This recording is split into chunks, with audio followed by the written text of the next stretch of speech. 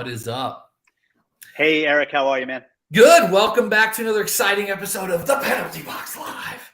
I don't know why I just did karate, but we're a little earlier than normal, and I've had some coffee, quite a bit of coffee today. And I'm wearing the Michael Strahan shirt here, and look at you. What are you wearing today? This is from our guest's merch, Coach Mosley's merch from a website that Wes is going to put up. I got to admit, before we go to shots on goals, I was a huge fan of season 1 of Last Chance U. Not only the football one, but the basketball one really got my attention. And then the second one came out, and I was like, I think I binge watched it in a weekend. So I'm a little bit of a fanboy. Our coach, the guy is going to be on with us, is just a spectacular guy. So yeah, really that's awesome. To it. Yeah, so it's funny because I started out watching Last Chance U when it was the JUCO football stuff originally, and then my son, who it's his jersey right here, played a little JUCO football, and we might chat about that in a minute too. But shots on goal.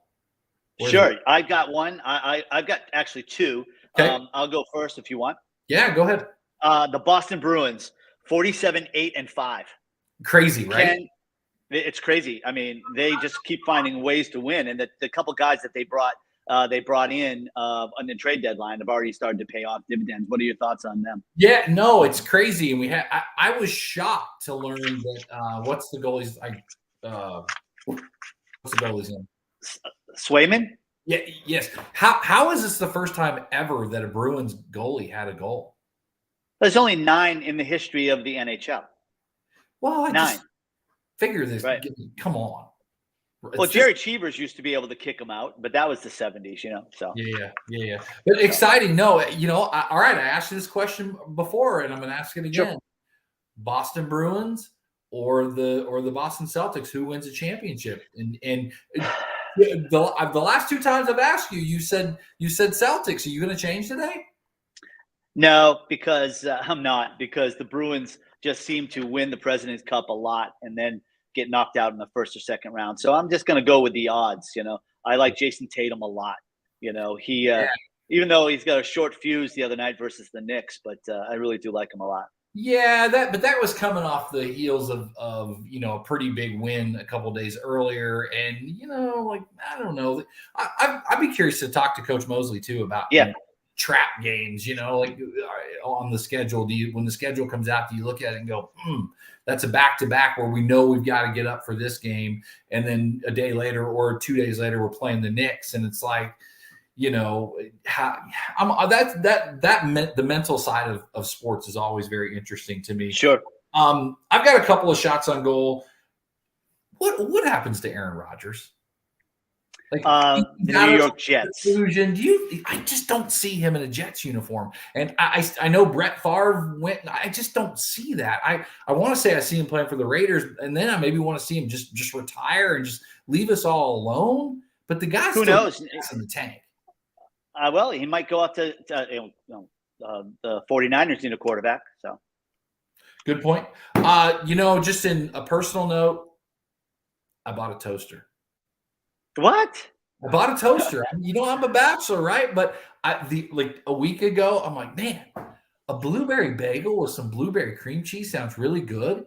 And dude, I bought a toaster, and my morning life has been changed forever. Eric, you have 2 pizza ovens. All right, So don't think that everyone's going to think that all of a sudden you got domesticated. You got a toaster because you didn't want to get out of bed and go down the street and get a bagel. That's the truth. But I've got cinnamon bagels. I've got blueberry. I'm just throwing that out there. Okay. Time change is March 12th, so it's a week from Saturday night, Sunday morning. When is this going to go away? When are we just going to do away with time change and just not in our lifetime?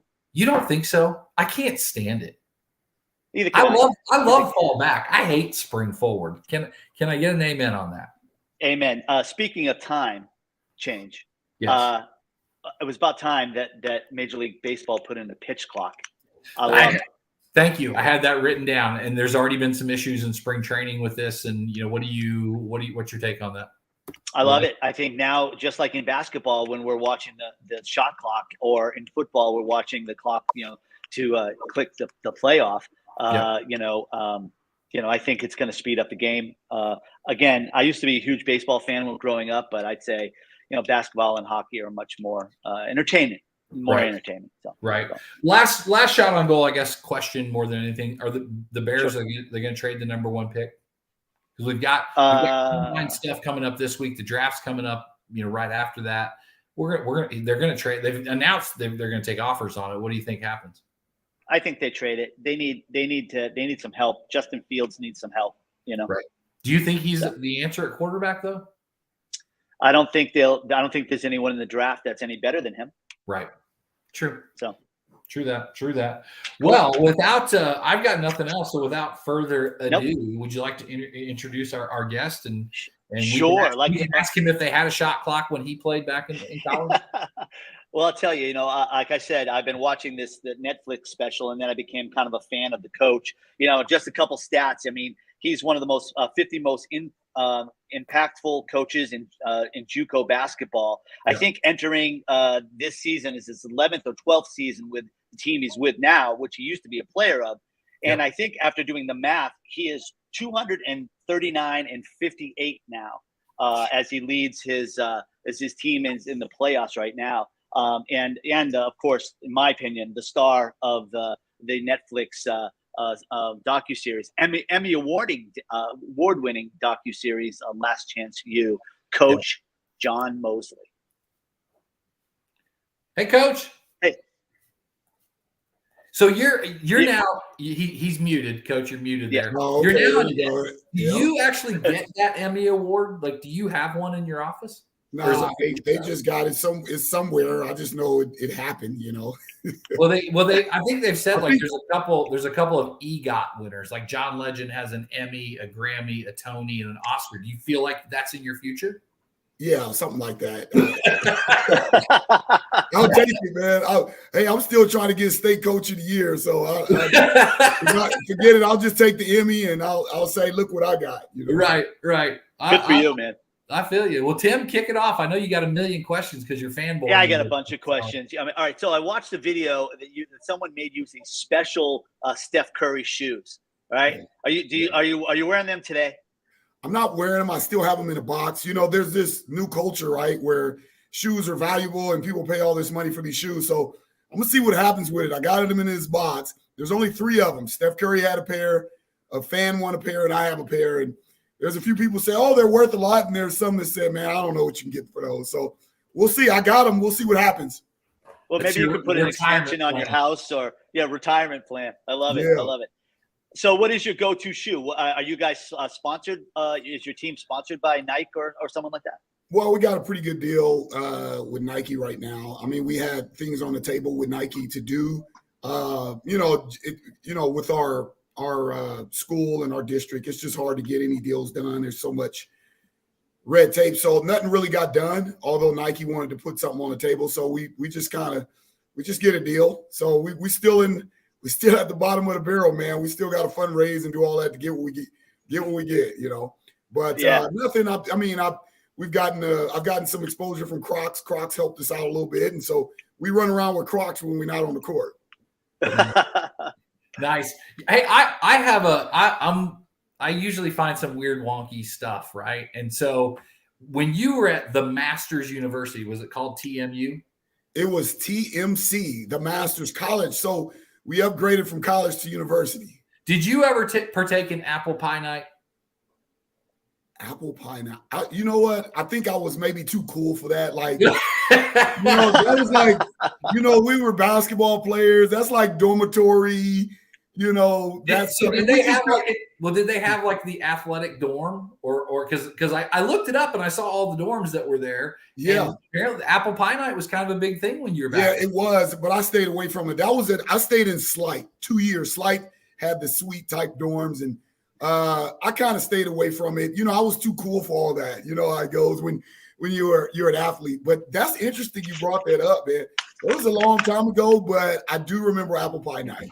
The funny thing is, I literally wrote down, were you a Slight guy? Yes, hilarious. I was. because you couldn't tell. Like I could look at him and I could see kind of what was what, and I was curious. I wrote it down. I wondered if you were a slight Hall guy. So there you go. Yeah, I was slight. I'm staying in slight in the dorm. Yep. Love it. Because like I said, I found myself running down this rabbit hole of TMC. Right. Yes. I wrote this down because I want to ask you a question. How good was Mike Penberthy? Okay, here's the story, right? So I'm from the inner city, right? All that I've known back in the day in the inner city was like the best basketball. This is when Crenshaw High School was like #1 in the world. Right. You know, Manual Arts, all of the guys. The city was the best basketball in California. And then Northern California, it was like a Catholic school league with Jason Kidd and, you know, that type of. So I didn't think anybody was good outside of the city. So ultimately, I arrive on campus, and I'm looking at this floppy-haired white kid. And they say, yeah, he was a freshman last year. He played well for us. So I'm like, okay, I transferred into the Master's College. I'm playing. This floppy-haired, you know, he's slightly taller than me, white kid. And I'm saying, okay, there's nobody that I don't know of that's going to be good because I grew up in the city and I just know players. So he dribbles. We're playing pickup right before the season or right before I even knew who the team was, and we're kind of learning each other. He dribbles across court, right? And, you know, shooting wasn't like Steph Curry shooting, how it is now. Right. But back then, he was that type of guy. He literally walked across the court, similar to how Damian Lillard did in the All-Star game.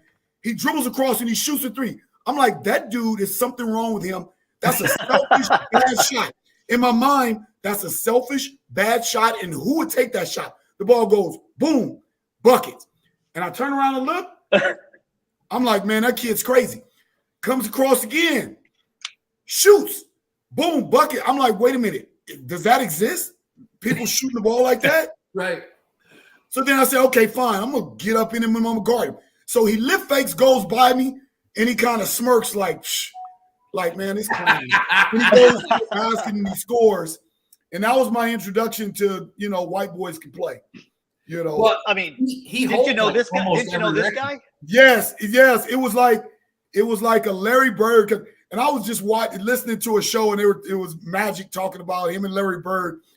And I'm sitting up here like, you know, and I remember that because I'm a Magic Johnson fan. So I remember that rivalry. But Mike Penberthy, all of the attributes that we saw in the early part of Steph Curry, I saw it then. And at one point, you know, Mike Penberthy was the #1 shooter in the world when he was over in Europe. It was he was over 50-something%, over 55% from three. And I was shooting over 6 threes a game. But yeah, one of my best friends, he was in my wedding, man. We still close. I texted him last week. He just came off working with the Lakers. He was working with them, and I think he may be doing something with Denver now. He's still an excellent shooting coach, but he was really good. And I looked for him every single time. And he was the most cockiest son of a gun. The most cockiest, man. I mean, he holds a ton of records at TMU. Yes. I mean, to average 27 points a game, that's pretty amazing. And to be able to do it in all – I remember one game we were playing, and these guards, we're just going to pressure him the whole game. Pressure him. You know what he does? He just takes the ball and just backs it down the whole game, cocky. And then they kept following him. He goes to the free throw.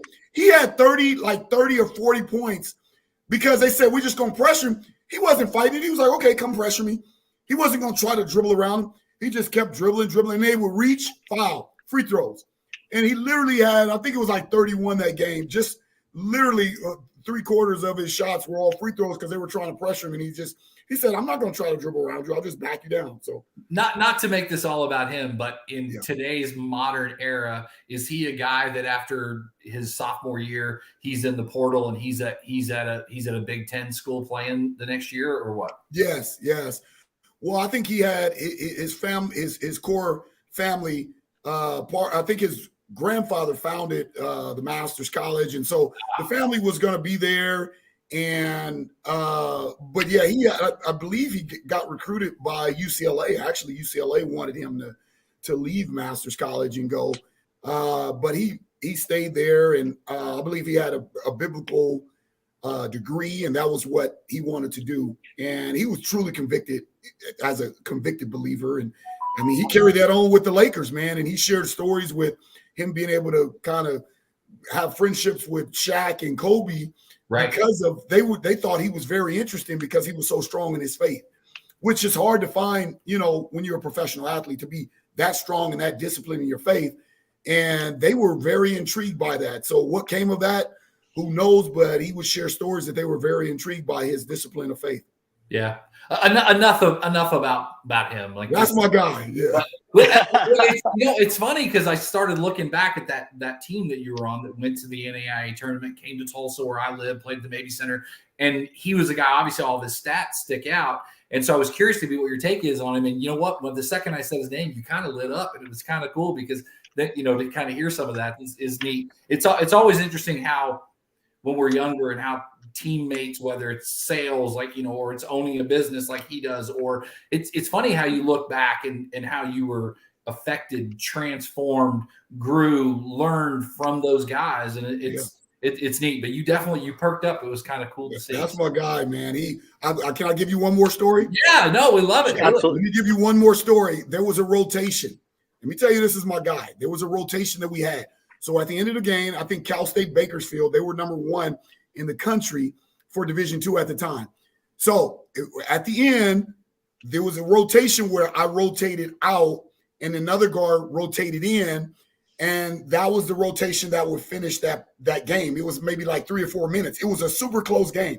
Right. Mike wanted me in the game because I would always get him the ball. So Mike, literally, it was a dead ball. His shoe came untied, and he ran out of the game. He was like, "Coach, my shoe's untied." They were like, "What? What's wrong with you?" So he said, "John, get in the game." And so he literally, for no reason, he subs out, and then he gets me back in the game. And then as soon as he ties his shoe, he subs in and subs the other guy out. He did that on purpose. He did it on purpose. He wanted me in the game. I'm telling you, that's my guy, man. This show is over. We're done. That's awesome. That's my guy. That's my guy. We great friends for life, man. That's my guy. That's a great story. We won the game. We won the game against the number 1 team in the country, Division II, and he subbed me in, and he smiled. He was like, "Yeah, my shoe's untied. Sub me out, coach." And then he said, "Come on, John, sub me." Thing, right? That'd be like a Larry Bird moment. Like, yes, absolutely. Dennis Johnson can come in and then put DJ, and then DJ's gonna feed him the ball. That's an awesome story. The show, we're done with the show. It's a great story. So, Coach, season 1 and season 2, is there going to be a season 3? As of now, no. No cameras are here. I think that crew is filming something else right now, but it's very consuming, as you guys know. It's very consuming, and to kind of be on display and say, "Hey, we're committed to this." My family's committed to it. Where I go all day and I got a mic on me and a camera on me, and I'm committed to displaying what's real. And then you want to take a deep breath, and they say, "Hey, Coach, can we hop in your car?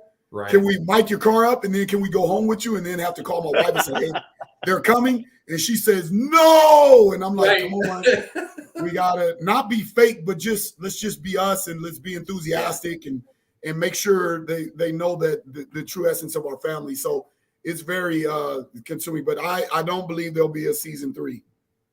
Well, I'll tell you. Okay, so here's the question. If you had to pick one and you're going to start your own team, is it Joe Hampton or is it Brian Penn Johnson? Which one are you selecting? I'm gonna probably go with Joe Hampton. Joe Hampton had a tremendous feel for the game, man. He what's interesting? Everybody said, "Why don't you start Joe?" Well, Joe is probably the best player, or probably should have started him. But he'd have some moments where some days he would, "Coach, I can't show up," and he's got all kind of issues that would happen. So, but he would walk in and we would put a pattern in, or we would do something new. He can walk in the gym and look at it and know exactly what the concept of what we were trying to do. So he can step in and do it. Yeah, he didn't have the muscle memory, but because he knew the concept of what the play was about, or what he conceptually knew how to play. And so I would say I would have to start there. And his stage was a little bit bigger, in terms of playing at a younger age. He had a bigger stage and he played on a bigger stage. Brian Penn Johnson was just coming into his own, and he really started playing early. But both of them are talented. Brian Penn Johnson has a better chance to be an NBA player because of his athletic ability, his size.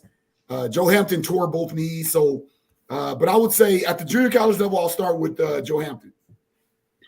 So, not that there's a lot of names, because I follow the series, but there was this one kid, Shamar Morrow, that my heart just went out to because of his personal situation. But they were calling him a young LeBron when he was young.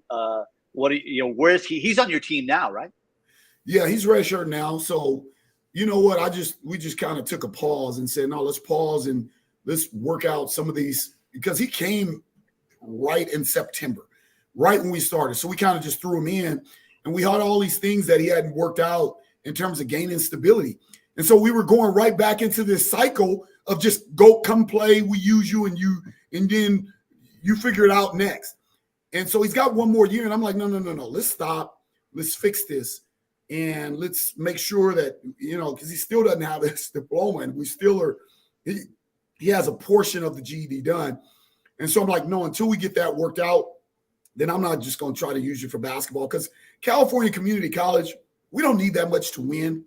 So I think this is the first time he's in a position where I'm not just trying to use him to win, but I have enough to win. And like, no, I really want the best for you, and we're gonna make it work out. If I'm at the NCAA level where I have to win or I lose my job, then in some cases I'm like, dude, you're gonna play, and I don't know what's gonna happen afterwards, but I gotta keep my job. Right. All right. Two other players. Give us an update on Josh Phillips and Deshaun Heiler. What are they up to? Deshaun is Deshaun was great, man. Deshaun's like an entrepreneur. He gets it, man. He's used his platform for some of everything. And then he actually just came back from Colombia. He was playing over there. I think he's headed to Venezuela. I just talked with a coach to play pro ball. He got his degree at Sacramento State. He's still with his girlfriend. He's still, he still is relevant, man. He's into real estate. He's into stocks and just whatever is new in terms of whatever this young generation is into in terms of making money. He's got it all figured out. Stuff I don't even know. I'm still archaic, man. I'm still tough with social media. I'm still just kind of real estate. He's into all of the whatever the stuff, the FST, all that. NFTs. Yeah, he's into all of this stuff, man. And he's doing well with all of it, making money off of social media. So he's doing great, man. And I think he's really found what he wanted to do and how he wanted to be portrayed and how he wanted to be viewed. He was misunderstood for a good while, and I think he finally is getting his due. So he's doing great. And Josh Phillips, he's doing well. He's at Grambling State University, and he had an opportunity. He was featured at the NBA All-Star game. They played. I think they won the most games that they've won in the past that in years, maybe 30 or 40 years, I think, something like that. But he's been a spokesman for the spectrum, the autism, advocate. And I think he was really kind of put back, didn't want to share that story, but he saw, when you share your story and when you can encourage others, sometimes you worry about yourself, but when you share those stories and it encourages others, then you kind of open up a little bit more. And I think that's what he's doing now. He's able to really open up and share those stories. Yeah. That's great. Yeah, they were great kids. Yeah. One of the questions I had for you was, I have kids, you have kids, Tim has a daughter. And you sometimes with your kids, you say something and you're like, oh, that was my dad. Right. Mm-hmm. Do you have things that come out of your mouth sometimes that Coach Oates at TMC said to you and you're like, oh, why did I just say, do you have those moments? Yes, I do. And you know what? I don't mind. I actually, in speaking, we were talking about Mike Penberthy and all that. So actually, this past Saturday, we had a memorial service for him and his wife. So Oates passed in 2020, and his wife just passed about a month ago. So we had a memorial service for both. So there was a few people we saw and we spoke, and I was sharing stories about him and his enthusiasm and his energy on the court, and really 80% of what I have, and even my disposition, because I saw that his disposition had an impact on kind of setting the tone for the team and the enthusiasm and realizing the energy you have to come with every day and not having any bad days. And I thought, when is this dude going to have some downtime? And I realized in watching him as a player, I thought this dude doesn't stop. There's something wrong with him. He's weird. But then when I started coaching with him and I spent time coaching with him, I can see, yeah, there's highs and lows, but you have to put on this game face and as a coach, and you have to sometimes ignore poor behavior so that you can get through some things. And I mean, just all of these nuances that he had, man, there was all of these things that I've learned from him. And he spent a lot of time with John Wooden. They would constantly go to breakfast together. He was with Athletes in Action. He was when Athletes in Action really popped off and represented the United States as an amateur team in the World Games. So, now we have the USA team representing the United States in World Games. But you think in the 60s, 70s, they would take the best amateur team to represent the United States. And at the time, it was Athletes in Action. And so where they would represent the United States, and he was beating the Russians and beating all these teams.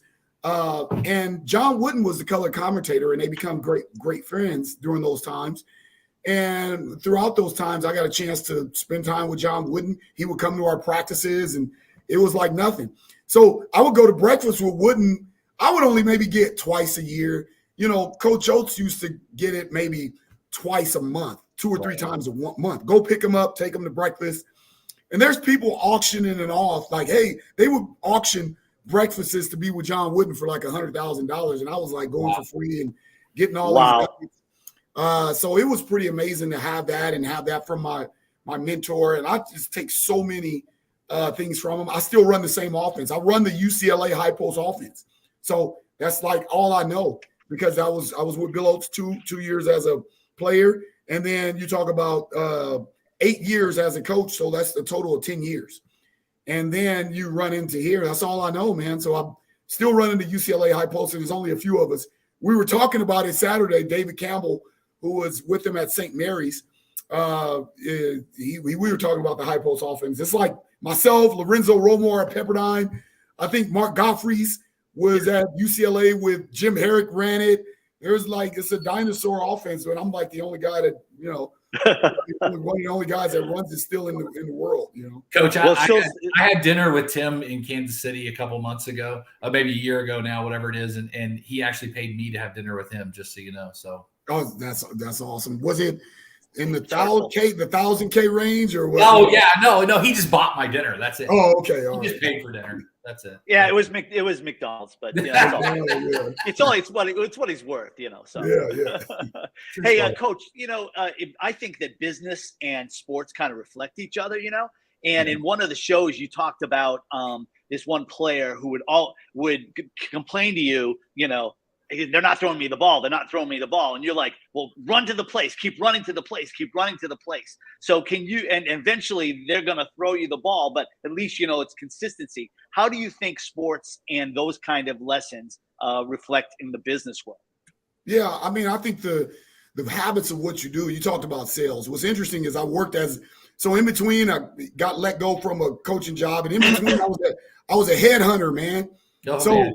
I would go out and I would help some of these companies find student athletes. So I would go get these student athletes, bring them in, and we would talk about the majority of the positions that we would help place was sales, entry-level sales, right? You get those young whippersnappers who got confidence, and they go into sales and or entry-level management positions. So those are the 2 positions that we were able to help them go in those entry-level sales.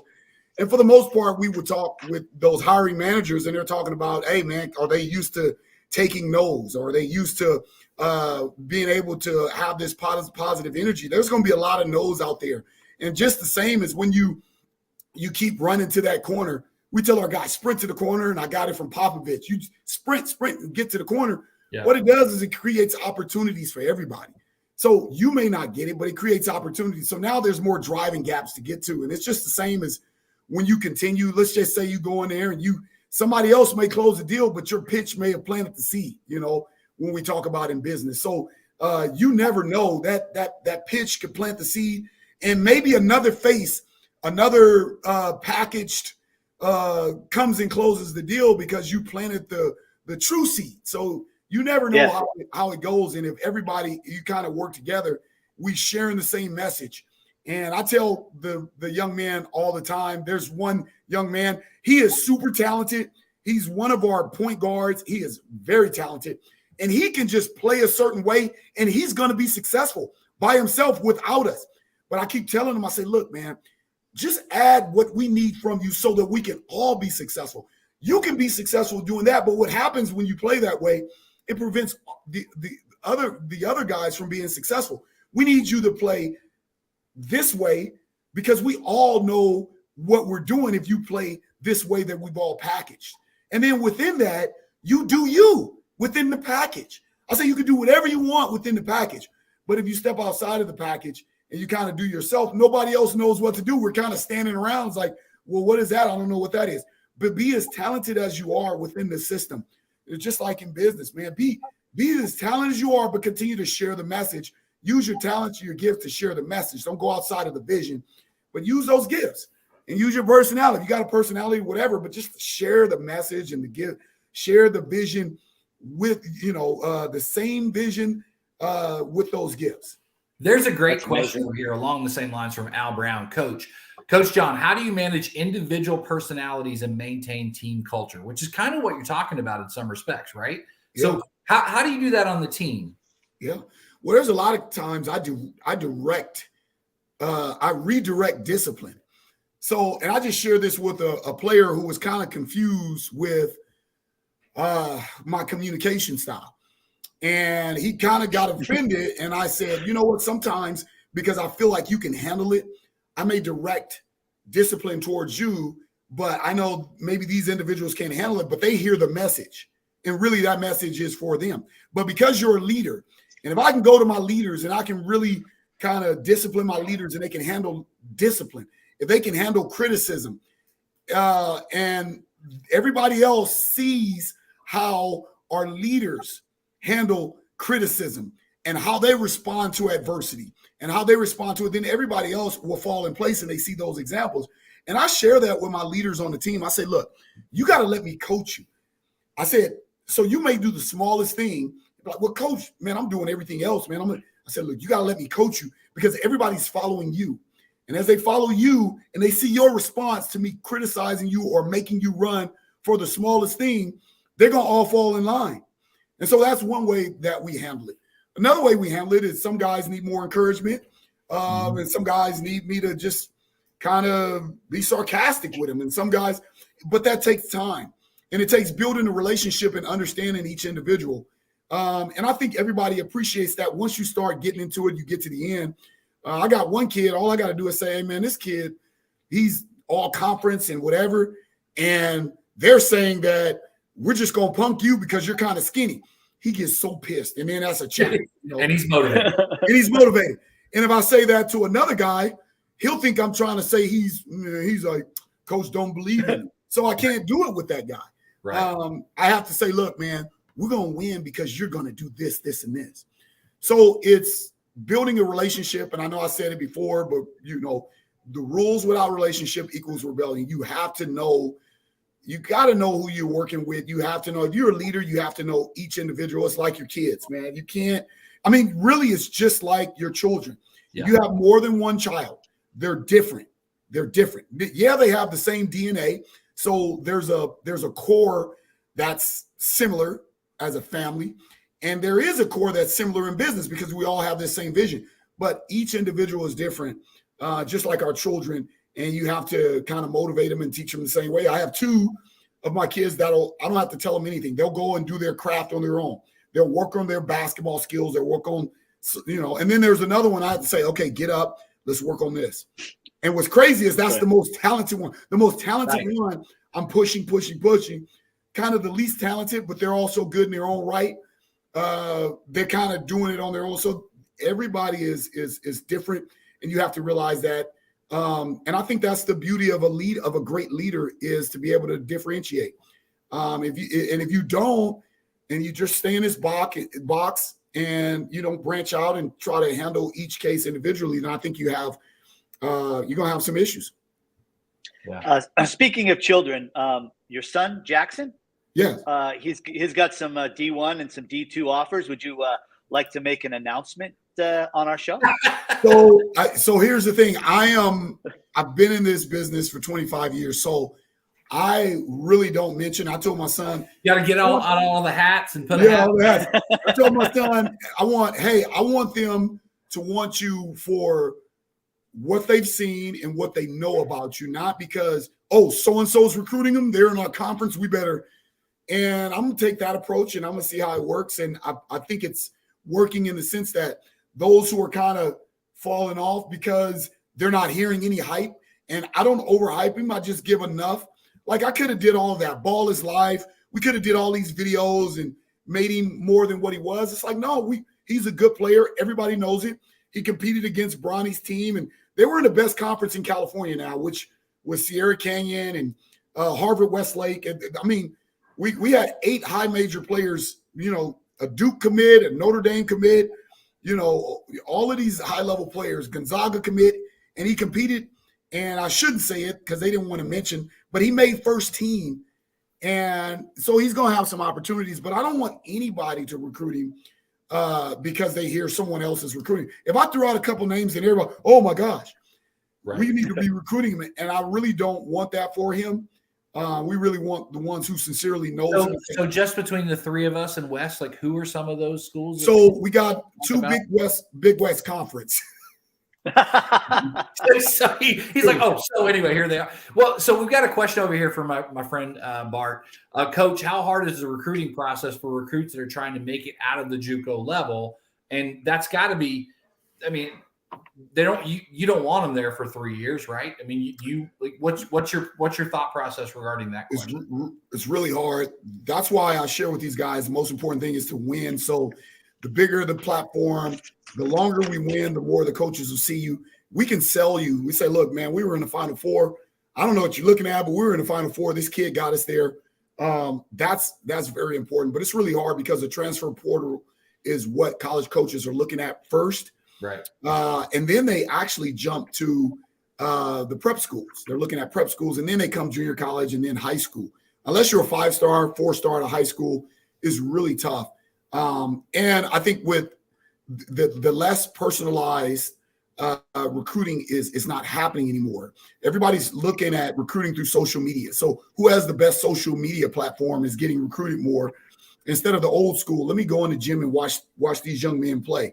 Mm-hmm. So that's happening now. Everybody's looking on Synergy, which is a platform where they can see every game and you can't see in real time and say, I really like him. Right. So the old school recruiting style, this new generation of recruiting has changed, man. Everybody's kind of looking on the board and seeing who's ranked where, and the recruiting style is happening there. And it's who's being the best promoted versus who really the old school. Let's see who's winning. Let's go after the winning players, and let's really talk to the coaches and talk to those families. And now the NIL deals, it's really tough. Now the kids are like, in terms of going out and being recruited, half of it is, do I like the coach? The other half now is, how much money am I going to get for going into the program? So it's not, well, let me see the program that I like. Do I like the coach? Is this a good fit for me in that regard? No, it's how much NIL money am I going to get now? Right. And they can turn down a perfect situation because they'll go get more name, image, and not likeness money from, and these kids are getting 6 figures now. My kids probably won't get that, but there's, at the university level, it's name, image, and likeness. And I've gotten coaches, they're like, man, I don't know if I can do it. And that's the reason why I think Mike Krzyzewski, coach from Villanova, these guys said, you know what, I'm done. That's just going to be hard to manage. Jay Wright, the name, image, and likeness stuff, it kind of, you lose the personal where you walk in the door and you sell him 100% on your program and it's not that those days are coming to an end.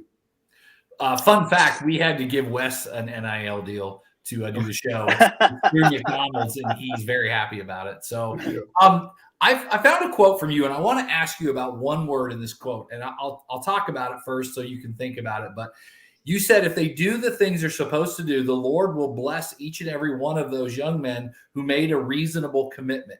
And the word that stuck out to me was reasonable commitment. And you're already shaking your head because you obviously know it. That word's reasonable. And I think in some respects, and you can talk about it obviously, but I think sometimes in life we think we need to make this 400% commitment to everything we do. And sometimes just making a reasonable commitment it's enough. Like, it's enough to be successful. I mean, we want guys that are all in and they're 100% committed, but and what does that word reasonable mean in that quote to you? Well, what pours out usually, it's a lot of references comes from scripture. Yeah. It says, present your bodies a living sacrifice, and make it what's reasonable. And I think what's reasonable to us individually, like one commitment from someone who has this great ability. I can't say that your commitment can be the same as his commitment, but what is your commitment if you have less ability? Maybe your commitment has to be, your disposition or helping being a better teammate. Your commitment has to be, we need you more physically. So reasonable commitment is you having the understanding, you having the conviction, and you having a satisfaction of, I made the commitment that necessary for me to help us have success and for me to move on. And I believe that because I'm a man of faith, and I pray that our program is covered. And I believe that God covers our program because me as a leader, I ask for covering. You don't have to believe what I believe, but I believe God is going to honor my obedience. He's going to honor my obedience and because I'm committed to these young men by allowing them to, they get favor because of my obedience. And right. I think that's going to happen. And that's what I ask God for, that they get favor. If I'm obedient, if I'm planting seeds, if I'm helping them move on.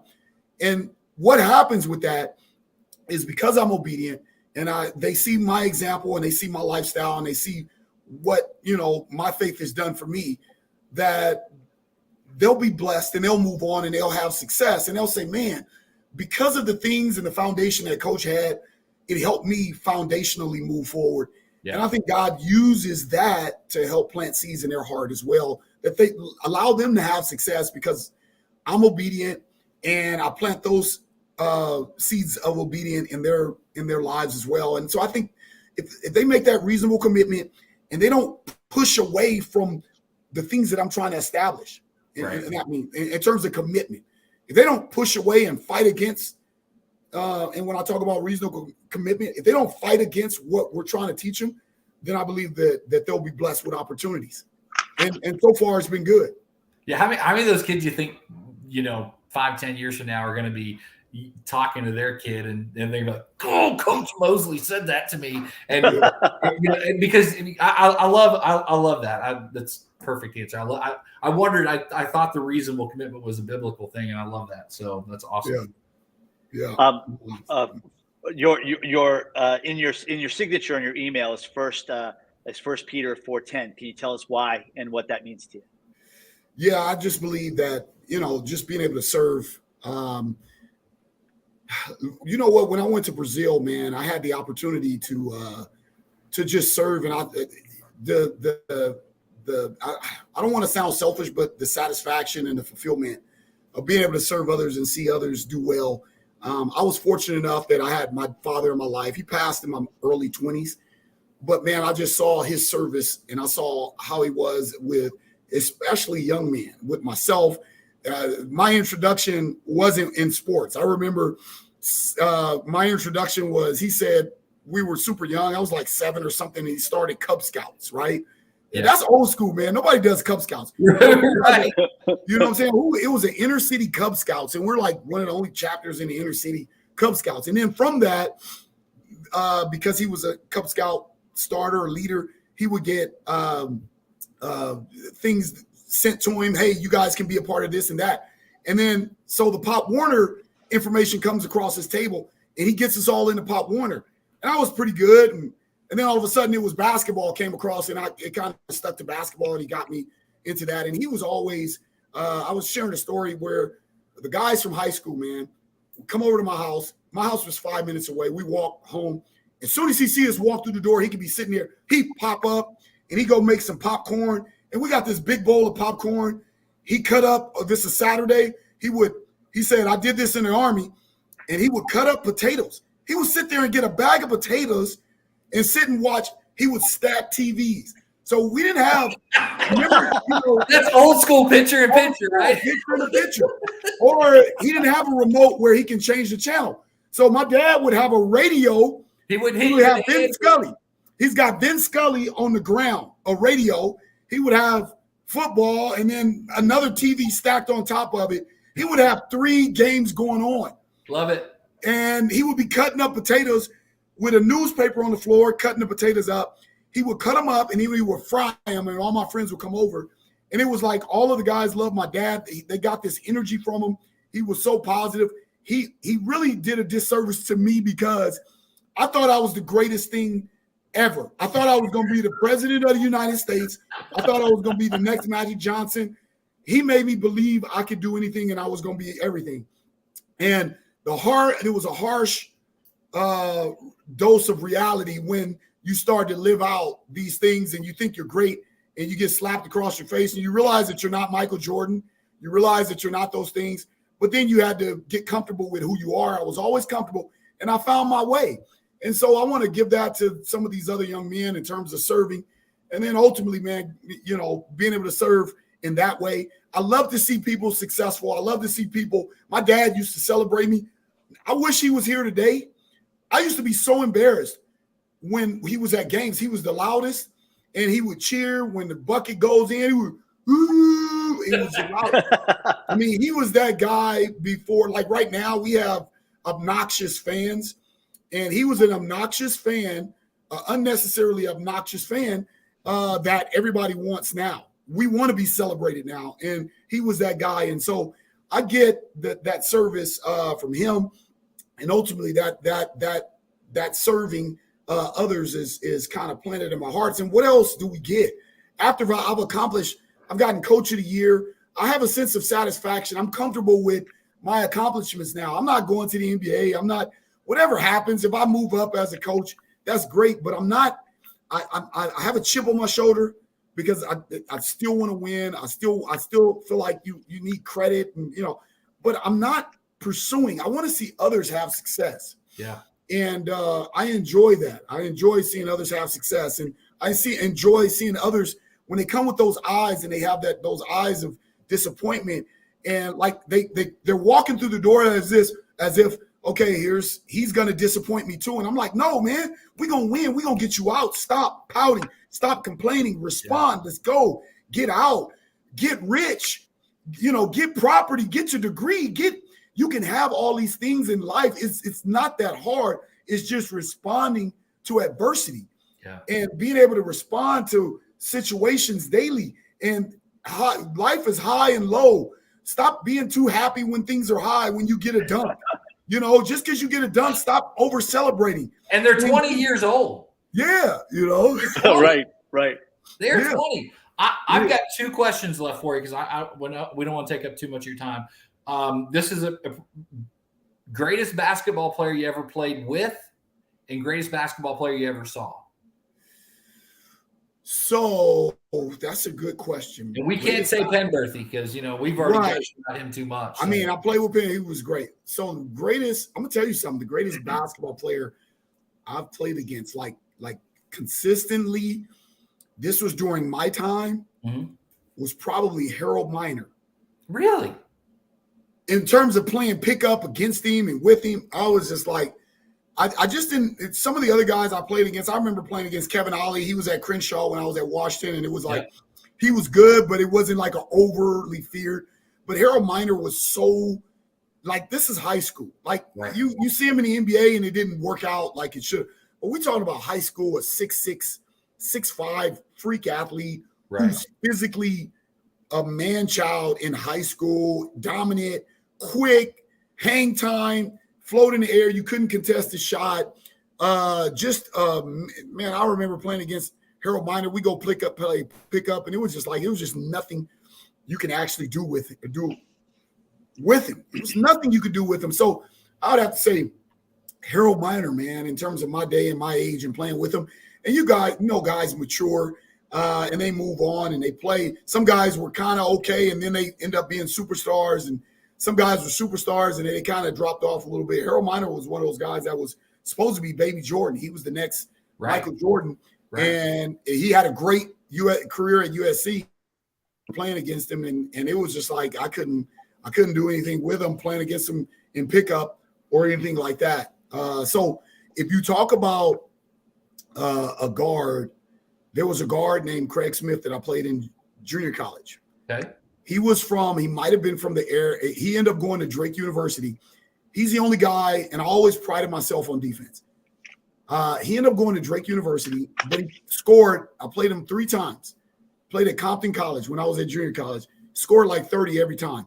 He was literally smaller than me, and he wasn't scoring because he was blowing by me, but he was so old school. And his brother, unfortunately, was the one that got in trouble that played for Georgetown, Steve Smith. And I think he got a murder rap on him to play for Georgetown. So his he might have been older or younger. So his younger, he was whatever. But Craig Smith was his brother.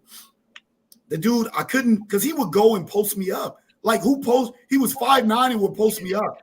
And I'm like, dude. And then he would cut and he moved. I'm used to a guard and dribbling like Kyrie and scoring. Yeah. He was so old school, and I was one of the hardest players to play against. So shout out to him. He probably is long gone. I don't know where he's at, but I could not guard him because he would post me up. And then he would shoot deep threes as well. You know, so I could not. I just have a vision of his 5'9" guard down low in the box. And I'm like 5'11", and I just could not guard him because he was so old school, and it gave me problems. Yeah. Well, I've got one more question, and then I need to ask you a favor. This is kind of a weird, wonky football question, but Coach Prime, Deion Sanders, is an enigma in this world of coaching. Like, just quick 10, 15 seconds. Like, how do you think he's gonna? What's gonna happen at Colorado? What do you think? Well, I think all the hype is going in that direction. I really don't know much about coaching, but I think he's smart enough to surround himself with the right stuff. And I like his message. Right. I like his enthusiasm and his energy. And I think we lose how I look back at how he was, and he was super flamboyant. He was before his time with it. But I think he's got an awesome balance right now. Right. Because he's pouring into the kids. Yep. He's advancing the kids. Before it was advancing himself. I don't think anything he's doing right now is advancing himself. And I think what he did at Jackson State, it was advancing the students and advancing success and a movement of people that are kind of down. And let's advance and let's do well. So I think his message is on point, and I love it. And if I had the right resources, I might push that as well.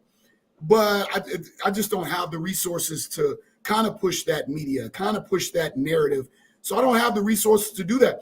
But I think he's pushing the right narrative, and I love it. You know, I sit back and watch, and I sit back and listen to the small messages, man. And he's advocating the right things, man. He's trying to not only motivate the young men and the campuses, but he's trying to motivate us as well. Yeah. He's saying, no, you guys are going to see success. Yeah.